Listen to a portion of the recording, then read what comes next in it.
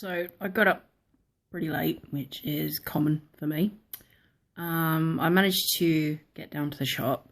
Luckily enough, the co-op does the gas and electric credit, and obviously I can do my TV license in there as well. So I've done those. Yeah, the rain did not hold off. I was kind of hoping it would, because I sort of waited until it had stopped. But yeah, it started again while I was out. At leastways, it was just, very light. It wasn't absolutely hammering it down like it was earlier. While I was in the co-op, I was looking at the apples. Now, I had bananas last week, but I've eaten them all. And I fancied having some apples this time. I do like a nice juicy apple.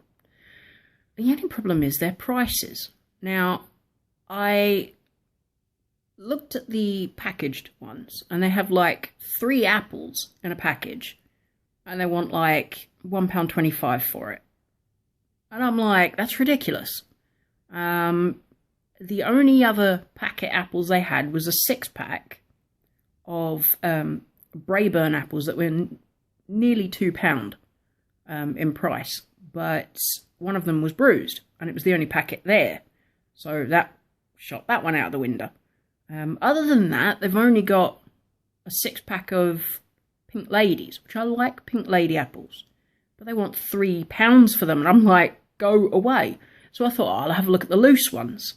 So I'll put like 4 apples into a bag just to see, how much it would weigh, because they were listed at £2.09 per kilo.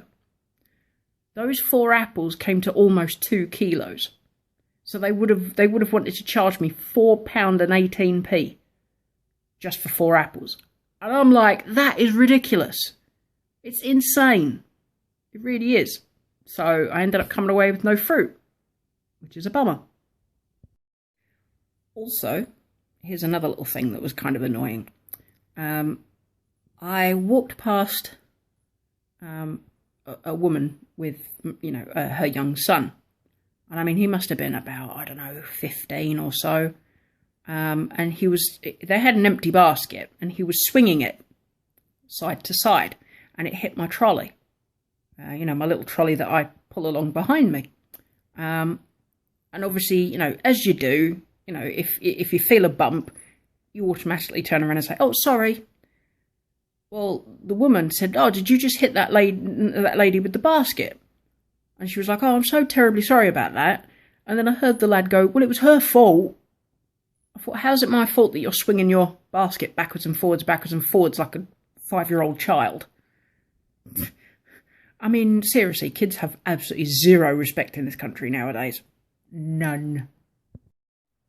On my way back, I did notice at one of the bus stops near the chip shop that the police had pulled somebody over.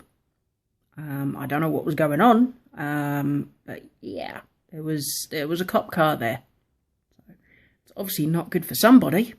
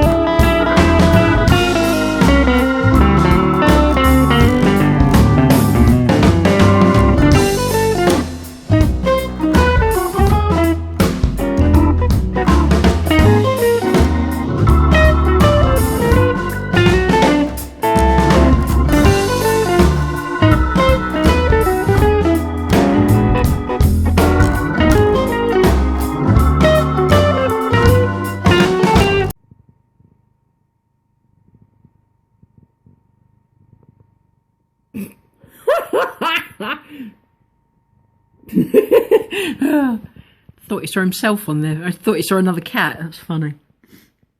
You are a goofball, aren't you? You're a noisy stinky bum. Noisy stinky bum, that's what you are. Aren't you? Yeah. Noisy stinky bum. Look at what you've done to that part of the collar. You've shredded it. You've only had it a few days and you started shredding it already. Oh, I don't know. Yeah. And?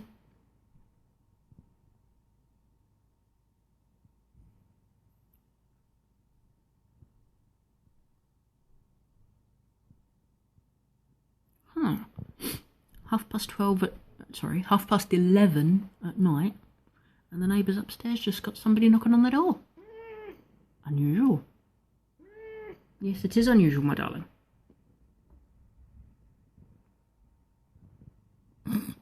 He's a funny bugger. So yeah, I did a little tiny bit of writing. Not much. Wasn't on any original stuff, it was just a piece of fan fiction. I really have got to try and motivate myself.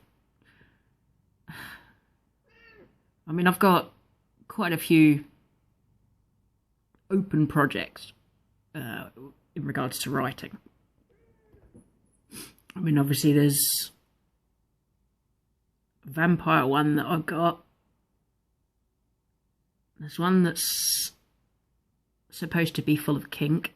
Then of course there's the other romance one that I was working on, which literally hasn't gone anywhere since I don't know. I mean, I tried sort of working on listing out all the characters and what they look like and how old they are roughly and such like that, and you know, how they relate to other people in the story. And I don't know, I just really think that by doing that, I've kind of stunted myself because I've not been able to get back to it. I mean, it all comes from one particular daydream. So yeah, it was just one moment in a daydream that kind of, I don't know. It's like sometimes you have a dream and you kind of wake up and you can still sort of feel the sensations, you know, as though it really happened to you, and it didn't. It's kind of the same thing, only this was just kind of as I was just sort of laying down. It was just as I was going to sleep. So I don't know. I mean, maybe I have to try and recreate. I just have to learn to focus, I guess. I've got a really hard time.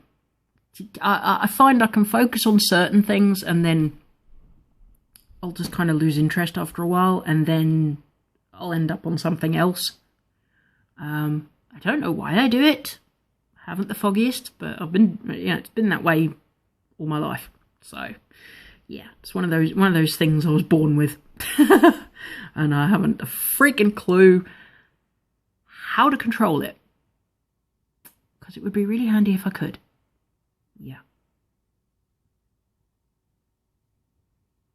Weird. Okay, this is my friend Danny's Redbubble store. And yeah, she's got a lot of really, really cool stuff on here. To be honest, I've already seen stuff that I would like. I mean, at the moment, I don't have the money for it, but when I do have the money for it, I'm going to have to make some hard choices as to which one I want.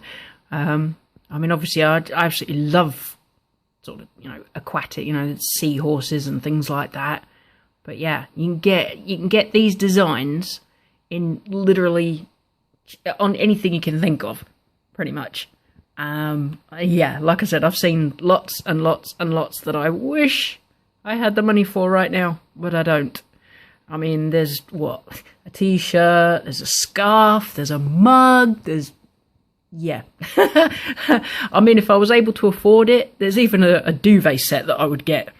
But yeah. Definitely look her up, because obviously she's a fantastic artist.